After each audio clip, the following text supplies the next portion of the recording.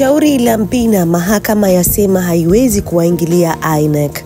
Mahakama Kuu ya Tanzania Masjala Kuu Dodoma imetupilia mbali shauri la kikatiba namba 24027 la mwaka 2025 lililofunguliwa na mwanachama wa chama cha ACT Wazalendo Mpina pamoja na chama hicho wakipinga kuondolewa kwenye orodha ya wagombea wa urais.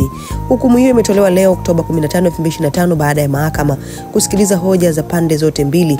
Katika maamuzi yake, mahakama imeeleza kuwa haina mamlaka ya kuhoji au kuchunguza jambo lolote linalotekelezwa na Tume Huru ya Uchaguzi INEC katika utaratibu wake wa kikatiba na kisheria bila kuingiliwa na chombo chochote. Akizungumza mara baada ya hukumu hiyo, wakili wa waleta maombi John Seka ameiambia Jambo TV kuwa rufaa ipo wazi kwa wateja wake endapo wataamua kupinga uamuzi huo. Kwa upande wake, kaimu katibu mkuu wa ACT Wazalendo Mbarala Mahala Gande amesema chama hicho kinatoa msimamo wake rasmi baada ya kupitia hukumu hiyo kwa kina. Shauri hilo lilisikilizwa mbele ya jopo la majaji watatu wakiongozwa na Jaji Frederick Mayanda, huku upande wa waleta maombi ukiongozwa na wakili John Seka na timu yake ya mawakili. Wadaiwa katika shauri hilo walikuwa ni Tume Huru ya Taifa ya Uchaguzi INEC pamoja na mwanasheria mkuu wa serikali.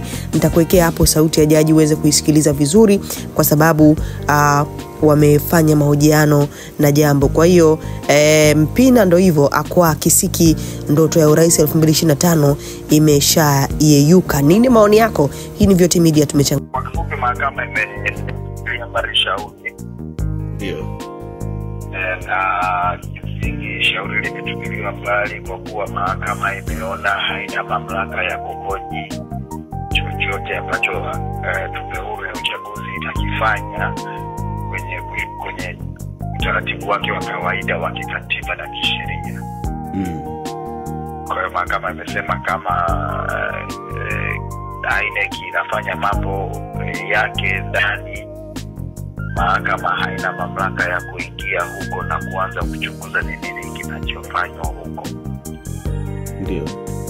Kwa kuwa mamlaka hayo yanalindwa ya INEC kutojua mahakamani yapo kisheria na kikatiba.